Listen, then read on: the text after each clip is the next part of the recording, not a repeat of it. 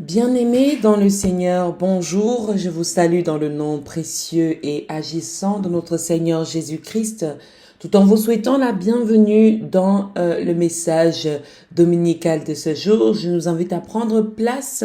Nous allons partager ensemble la parole de Dieu. Mais en attendant, entrons d'abord dans un temps de louange où nous apprécions d'être dans la présence et la grâce divine du Seigneur. Amen.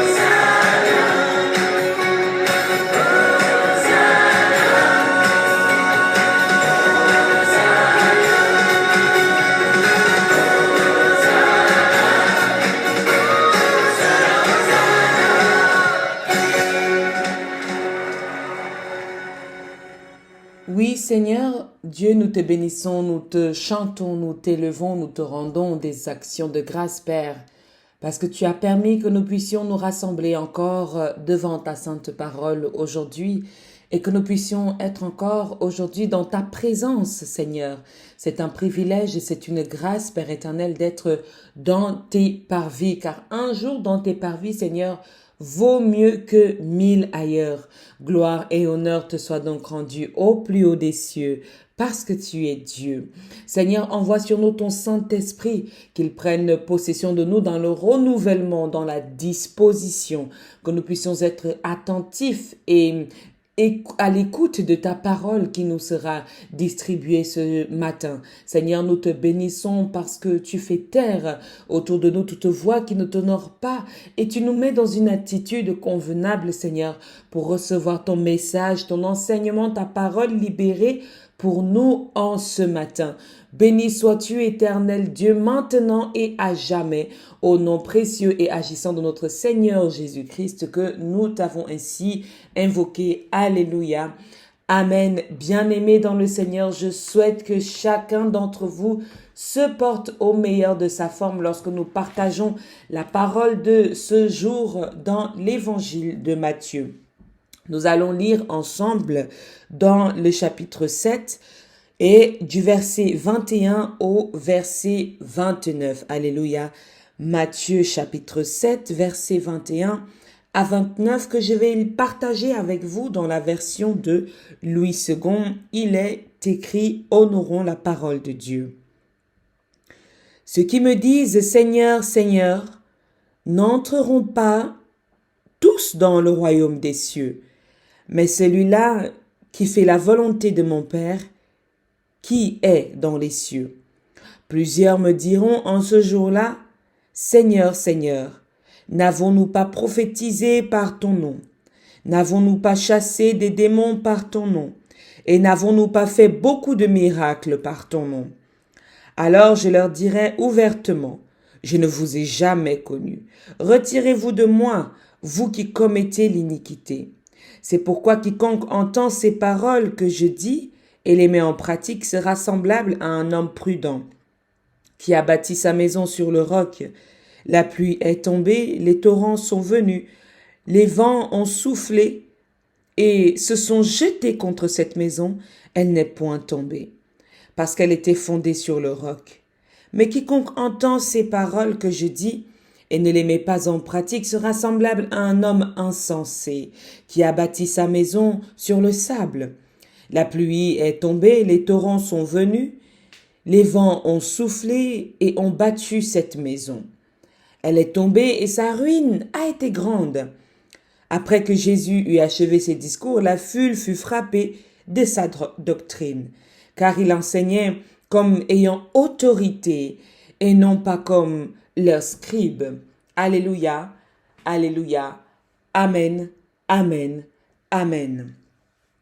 Bien-aimés dans le Seigneur, l'Éternel, le Seigneur Jésus-Christ, nous enseigne particulièrement ce matin sur l'aspect de faire la volonté de Dieu. Faire la volonté de Dieu. Alors, le Seigneur Jésus-Christ est bien conscient lorsqu'il nous avait dit précédemment, n'est-ce pas, d'être ses imitateurs, que nous aussi, en son nom, nous pourrons tout faire, délivrer, guérir, chasser, accomplir des miracles. Alléluia. Mais il veut nous amener encore plus loin dans son enseignement. Et c'est ce que je souhaite nous rappeler aujourd'hui, que bien-aimés dans le Seigneur, la parole de Dieu ne se limite pas qu'aux miracles. La parole de Dieu ne se limite pas qu'à chasser les démons. La parole de Dieu ne se limite pas qu'à dire Seigneur, Seigneur, parce que bien nombreux sommes-nous qui appelons le Seigneur pour toute situation et pour n'importe quoi, et nous nous retrouvons dans l'incapacité de nous lever et d'agir.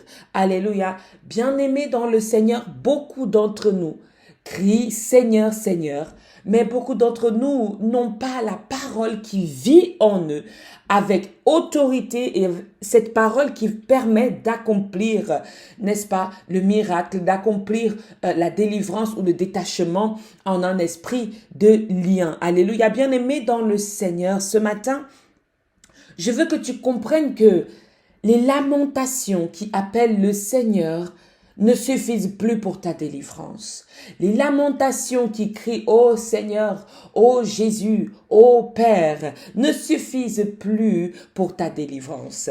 Et encore un autre aspect, bien-aimé dans le Seigneur, le fait de dire, dit-il, plusieurs me diront en ce jour-là, Seigneur, Seigneur, n'avons-nous pas prophétisé par ton nom? Bien-aimé dans le Seigneur, tu peux prophétiser par le nom de Jésus. Tu peux délivrer par le nom de Jésus. Tu peux accomplir énormément de choses par le nom de Jésus.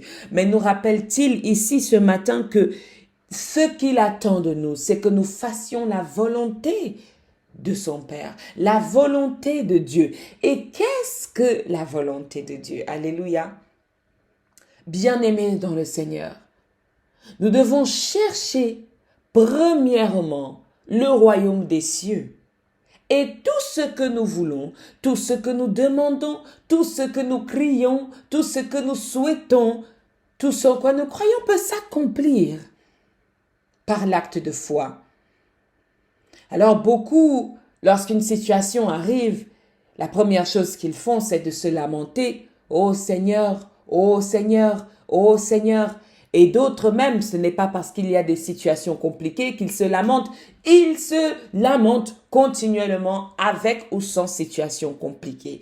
Dieu attend que tu te battes. Dieu attend que tu te lèves. Dieu attend que tu agisses. Dieu attend que tu interviennes. Car il t'a tout donné. Il t'a donné sa parole. Il t'a donné le nom au-dessus de tout nom. Il t'a donné l'autorité. La Bible nous raconte que Jésus ne parlez pas comme les scribes, ne parlez pas comme ceux qui étaient consacrés à le faire. Il avait une certaine autorité, il avait une certaine prestance, il avait un certain droit, un droit qui ne demandait pas aux hommes, un droit qui ne demandait pas aux frères, un droit qui lui venait de Dieu. Alléluia. Bien-aimé dans le Seigneur, lorsque le monde ne te donne pas le droit, lorsque les peuples ne te permettent pas, tu as un droit que tu peux obtenir qui vient de Dieu, une autorité que tu peux obtenir qui vient de Dieu. Mais pour cela, ne cesse de te lamenter et commence à vivre la parole. Commence à être la parole. Bien-aimé dans le Seigneur, cesse de lire la parole comme un roman, mais commence à vivre la parole. Commence à être cette parole. Commence à accomplir dans cette parole, à agir dans cette parole. Bien-aimé dans le Seigneur, nous nous accrochons énormément sur la Bible. Pas que je sois en train de vous dire aujourd'hui de ne pas lire la Bible. C'est totalement le contraire, bien-aimés. Nous nous accrochons sur la Bible et bien sûr avec raison. Mais l'Éternel Dieu veut que nous fassions sa volonté. Une fois que la théorie de la Bible nous a été enseignée, bien-aimés, entrons dans le faire la volonté de Dieu. Entrons dans le être actif. Entrons dans la dimension de la foi. Alléluia. Entrons dans la dimension de la foi. Bien-aimés dans le Seigneur, la Bible dit dans les armes spirituelles, il nous dit que l'épée qui nous est donnée dans les armes spirituelles, c'est l'épée de la parole. Alléluia. La parole de Dieu, mais aussi la parole qui est en nous, comme nous sommes faits à l'image de Dieu. Ça veut dire que l'Éternel n'attend pas que tu hurles Seigneur, Seigneur. Le fils d'un président n'attend pas que son fils hurle Papa président tous les jours. Lorsque tu es le fils d'une autorité, tu n'as pas à te plaindre tous les jours. Tu n'as pas à crier dans ses oreilles tous les jours, mais tu dois te lever comme étant le fils de cette autorité. Bien-aimés dans le Seigneur, souvenez-vous que lorsque Jésus était avec nous sur terre, il a dit: celui qui m'a vu a vu mon Père. Alléluia. Bien-aimés dans le Seigneur, c'est dans cette autorité que nous devons nous asseoir et non de crier Seigneur, Seigneur. L'Éternel est en train de nous dire ce matin: tu peux chasser les démons en mon nom. Tu peux délivrer en mon nom. Tu peux accomplir des miracles en mon nom. Tu peux prophétiser en mon nom. Mais si tu n'es pas en train de faire la volonté de Dieu, je te renierai, je ne te reconnaîtrai pas. Parce que Dieu attend que nous soyons des personnes actives sur cette terre et non pas des chrétiens passifs et non pas des croyants qui subissent, mais que nous soyons ces croyants qui accomplissent, qui agissent, qui décantent des situations, qui utilisent l'épée de la parole. La parole, bien-aimée dans le Seigneur, nous le savons, la Bible nous l'a dit, lorsque nous lisons même le témoignage des Saintes Écritures, parce que la Bible est un témoignage, n'est-ce pas, d'un récit d'un peuple. Alléluia. Lorsque nous lisons Genèse, la Bible nous dit que l'Éternel disait, il parlait, et chaque chose se faisait, chaque chose, chaque élément qu'il invoquait s'accomplissait dans le monde. La Bible nous dit ensuite que lorsqu'il nous a fait, il nous a fait à son image, semblable à lui, et il nous a placés sur la terre comme étant autorité. Alléluia. Lorsque Jean nous parle également dans son évangile, il nous dit que le monde a été fait par la parole s'est faite chair. Alléluia. Bien-aimés dans le Seigneur, Éphésiens nous dit dans les armes spirituelles que si nous voulons avoir une épée, c'est l'épée de la parole, l'épée de l'action et non pas de la lamentation. Alléluia. Cette épée a une parole à deux dimensions. La parole biblique, qui est celle où l'on rappelle à Dieu le souvenir de ses promesses, de sa parole, de ses mots, de ses actions, mais aussi celle où nous utilisons notre propre parole avec l'autorité de l'image et de la ressemblance de Dieu pour accomplir la volonté de Dieu. Être au-delà de nos propres limites, être au-delà de l'action de délivrance, être au-delà de l'action de miracle, ne pas s'arrêter au goût du miracle, ne pas s'arrêter au goût de la prophétie, ne pas s'arrêter au goût, n'est-ce pas, de chasser les démons, mais entrer bien en profondeur et être ceux-là qui accomplissent la volonté de Dieu, être ceux-là qui se lèvent dans la volonté de Dieu, être ceux-là qui ont une vie de prière, être ceux-là qui sont actifs dans la chose de Dieu, afin que nous ne soyons plus ces chrétiens qui se lamentent à dire Seigneur, Seigneur par-ci, Seigneur par-là. En langue béti, chez les Boulous au Cameroun, en Afrique, on dit Samot ajona atat nyayekui ayon yayob. Cela veut dire que ce n'est pas celui qui dit Seigneur, Seigneur qui entrera dans le royaume des cieux, comme nous l'avons lu tout à l'heure, bien aimé, mais c'est celui qui fait sa volonté. Celui qui fait sa volonté. Cherche à faire la volonté de Dieu. Quelle est la volonté de Dieu? Cherche à accomplir la volonté de Dieu ce matin. Cherche à vivre la volonté de Dieu ce matin. Cherche à être même la volonté de Dieu ce matin. À avoir ce type de vie qui, lorsque le vent souffle, lorsque la tempête se lève, tu prends confiance que ta maison est bâtie sur un rocher et que celle-ci ne tombe point, bien-aimé, parce que ceux-là qui ne font pas la volonté de Dieu et qui s'arrêtent sur les étincelles du miracle, qu'ils s'arrêtent sur le pouvoir qu'ils peuvent avoir eux-mêmes et non pas le pouvoir que Dieu donne lorsque nous sommes dans sa présence. Celui-là construit sa maison sur du sable et lorsque la pluie tombe, les torrents viennent et le vent souffle, cette maison est abattue, elle tombe en ruine et sa ruine est grande, sa ruine est douloureuse. Bien-aimé dans le Seigneur, l'Éternel aujourd'hui souhaite te parler dans sa volonté. Quelle est la volonté de Dieu? Pour que ce matin, tu cherches à l'accomplir. Tu entres dans cette volonté, que tu vives cette volonté, que tu partages cette volonté. Au-delà de l'action prophétique, beaucoup de gens s'arrêtent sur le miracle, sur chasser les démons et ne font plus la volonté de Dieu. Alors que lorsque tu fais la volonté de Dieu, bien-aimé dans le Seigneur, tu entres dans la dimension de l'obéissance de la parole de Dieu, de l'obéissance des recommandations de Dieu. Beaucoup sont ceux-là qui chassent les démons, qui accomplissent des miracles, mais qui ne sont pas dans une vie éthique à la volonté de Dieu. Ce n'est pas de ce type de serviteur et de servante que l'Éternel veut. L'Éternel veut avant tout des serviteurs et des servantes obéissants et obéissantes à sa parole. Alléluia. Lorsque tu es obéissant et obéissante à la parole de Dieu, tu accomplis sa volonté. Tu vis et tu deviens sa volonté. Alléluia. Et c'est ainsi, bien-aimé dans le Seigneur, que ta vie, basée sur l'obéissance, basée sur la volonté de Dieu, est une vie qui rend honneur et gloire à notre bon Père céleste. Alléluia. Je prie pour que ta semaine soit une semaine de réjouissance, soit une semaine de vie, une semaine de gloire, une semaine de paix, une semaine d'accomplissement, une semaine de renouvellement. Oublie les échecs passés. Passe au-delà de toute épine que l'ennemi aura déposée sur ta route, non pas par ta propre force, mais passe-y avec la force de notre Seigneur Jésus-Christ et la puissance et l'autorité du Père qui nous vient d'en haut. Que l'Éternel Dieu te bénisse et te garde, qu'il fasse luire sur toi sa face. Alléluia. Amen, amen, amen. Bonne semaine à chacun de nous.